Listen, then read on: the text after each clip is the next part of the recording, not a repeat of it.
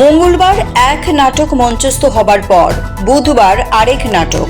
Double ইঞ্জিনের রাজ্যে সবাই চলছে মন গড়াভাবে। বুধবার সকাল থেকে উদয়পুর অমরপুর জাতীয় সড়কে অবরোধ করে বসে আত্মসমর্পণকারী বৈরী সংগঠন। তাদের কী দাবি, কেন তারা রাস্তা অবরোধে সামিল হলো, কিছুই পরিষ্কার নয়। মঙ্গলবার কয়েক শতাধিক বৈরী আত্মসমর্পণ করে মুখ্যমন্ত্রীর হাত ধরে স্বাভাবিক জীবনে ফিরে আসার নাটক মঞ্চস্থ করে। এর আগেও কয়েকবার প্রচুর সংখ্যক বৈরী আত্মসমর্পণ করেছে। সরকার তাদের জন্য বিভিন্ন স্কিমও প্রদান করেছে।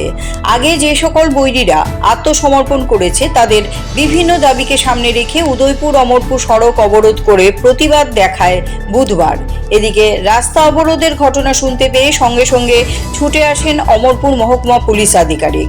আত্মসমর্পণকারী বৈরীদের সঙ্গে দীর্ঘক্ষণ আলোচনার পর অবরোধ প্রত্যাহার করা হয়। কোনো মজাক চলতেছে না এখানে।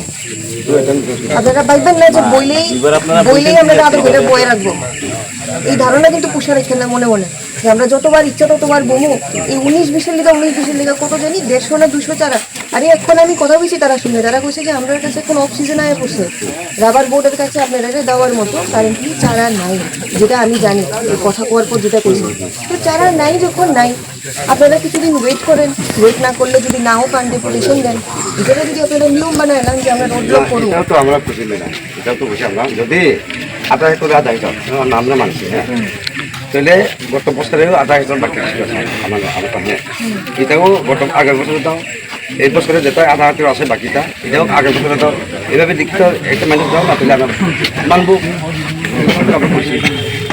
এটাই তো বলতেছি, যেটাই বলছেন, এটা যদি আপনাদের ঠিকঠাক ডিমান্ড হয়, যদি না পাইয়া থাকেন, তাহলে যেই কনসার্ন অফিসার, যেই কনসার্ন অফিস থেকে পাওয়ার কথা, ওইখানে কি আপনারা কয়েকজন লোক সাপোর্টার নিয়ে গিয়ে কথা বলেন? এখানে আপনারা কারে অসুবিধা করতেছেন বারবার রোড ব্লক করে? Siri TV, channel for news and entertainment.